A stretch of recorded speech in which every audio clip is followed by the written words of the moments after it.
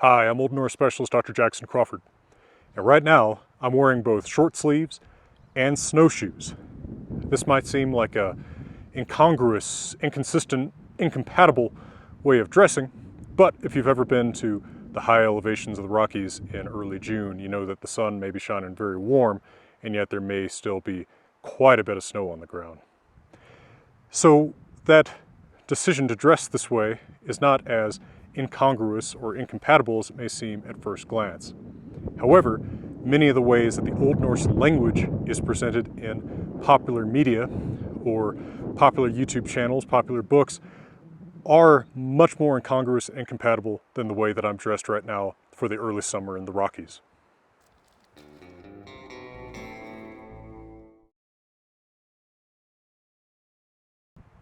The two chief ways that people get or present Old Norse in incompatible ways are in pronunciation on the one hand and then in writing on the other. It seems like everybody these days wants to pronounce Old Norse as Modern Icelandic, so 1,000 years too late, but they want to write it in Elder Futhark, which is about 1,000 years too early. Elder Futhark actually precedes the period of the use of the language we can really call Old Norse by hundreds of years. Our oldest inscriptions in Elder Futhark are from about 150 AD, and this language at that time is not Old Norse. This can get confusing, of course, because when you say old, people don't know how old are we talking about, right? Because old can mean the 1970s in some contexts. It can mean 5,000 years ago in some contexts. It can mean 15 billion years ago in some contexts. But scholars use the term Old Norse to mean the stage of the Scandinavian languages between about 700 AD and 1300 something AD on the continent, about 1500 something AD in Iceland, where the language changed more slowly and has more conservative forms overall. So what was that language before about 700? That is what we call Proto-Norse, or in the earlier centuries, say 1st, 2nd, 3rd century AD, Proto-Germanic. Now, Proto-Germanic is the ancestor of all the Germanic languages, including Old Norse, but also Old English, ancestor of English, Old High German, the ancestor of German, etc. So, Elder Futhark represents that even earlier stage of the language.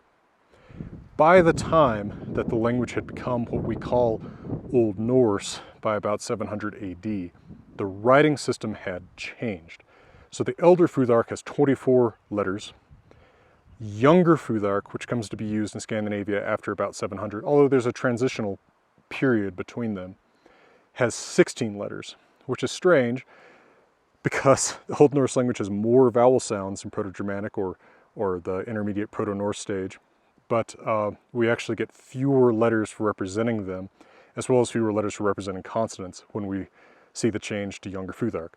Why this happened is a complete mystery. It might have been a deliberate design change. It might just be something that happened over time as conventions sort of organically changed in the culture. We just don't know. Now, the pronunciation of Old Norse can be reconstructed with more confidence than I think a lot of people, even scholars, will give us credit for today.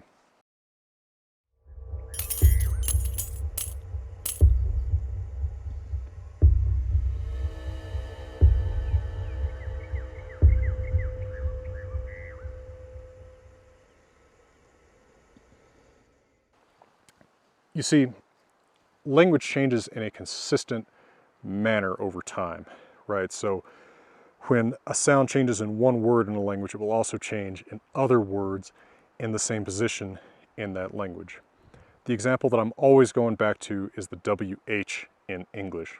That consistently becomes a W in the speech of most speakers today, right? So people don't say, for what was once what, where, when. People now say what, where, when. They don't say a strange combination, they don't say fut, but mer, but nin. Right, that hwa sound has consistently become wa, unless you're a living fossil like me, who grew up imitating his grandparents who still made that sound. But because we can roll those changes back, and also because we have contemporary attestations, like we have the first grammatical treatise written in Iceland in about 1140, which talks in great detail about the sounds of the language. We also have rhymes and alliteration in the very complex styles of Old Norse poetry that allow us to understand what rhymed or what alliterated at earlier stages of the language. We can actually reconstruct the pronunciation of Old Norse quite well, especially for the literary period of the 1100s, 1200s, 1300s, when most of the sagas and eddas and other great works of Old Norse literature were written down.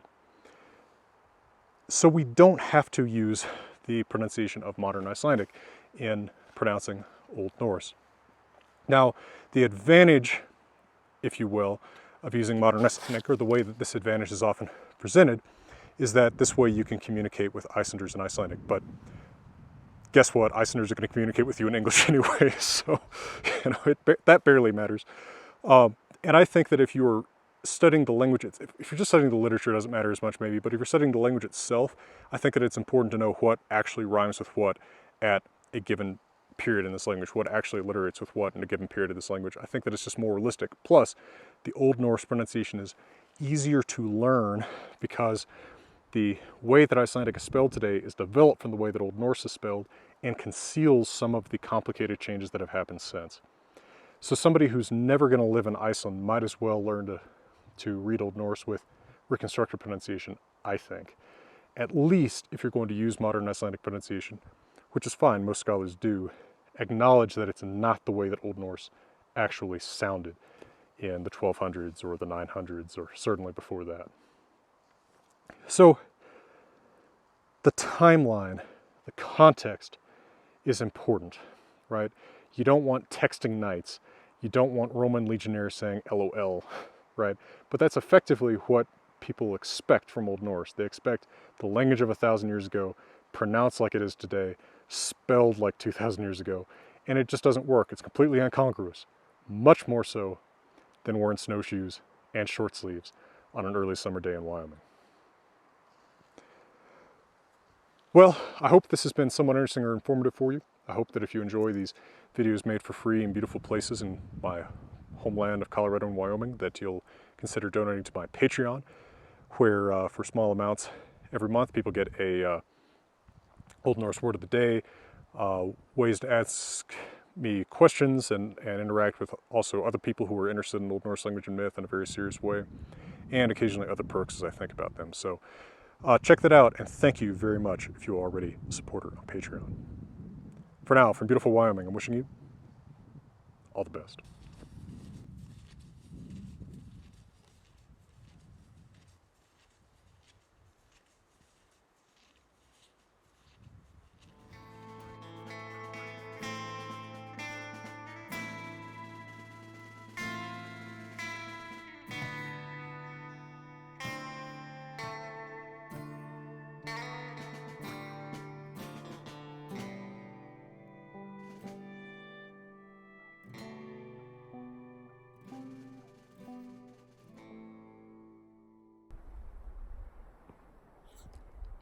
Note to self, short sleeves and snowshoes, good album title.